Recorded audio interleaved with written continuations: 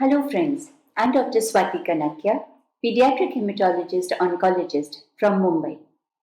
In this video, we shall focus on maintenance chemotherapy and the care to be taken during this phase in children suffering from acute lymphoblastic leukemia. If the child has a port or any other central venous access device, please remember to go for a port flush every 3 to 4 weeks. During port flush, it's a good idea to test the blood for a CBC as well as for an LFT. In addition, there are some general guidelines that one should follow. A very important one is regarding vaccination, especially the live vaccines like pulse polio. It should not be given to the child or to the contacts in case the sibling or anybody else living along with the child requires a pulse polio or a polio vaccine. An injectable vaccine is available which should be given to the contacts. In case blood or platelets are required during the maintenance phase, we prefer to give irradiated blood products.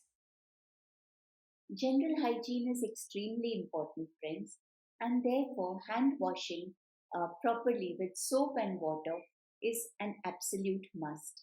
In addition, avoid crowded places for the child. What about school?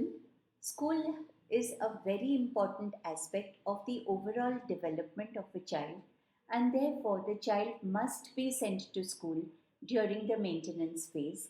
Of course, you can take some precautions, talk to the school administration, and make sure that the child is safe.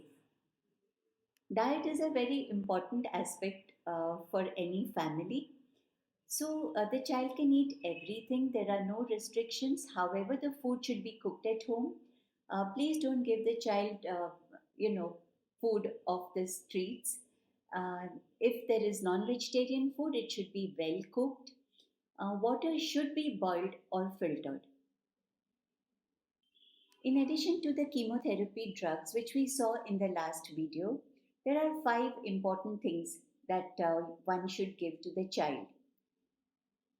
First is a mouthwash, that is chlorhexidine mouthwash, which is diluted. Second is clotrimazole lozenges or tablets, which have to be crushed and then swallowed, and not just swallowing a tablet or a syrup. Betadine can be applied in the groin area, in the armpits, and in all the skin folds. A seeds bath helps to keep the perineum very hygienic. Perineum is the area of the anus and the urinary urethra and the urinary meatus. In addition to this, we have a very important medication which is sulfamethoxazole and trimethoprim. This is given thrice a week to the child to prevent what we call pneumocystis jirovecii.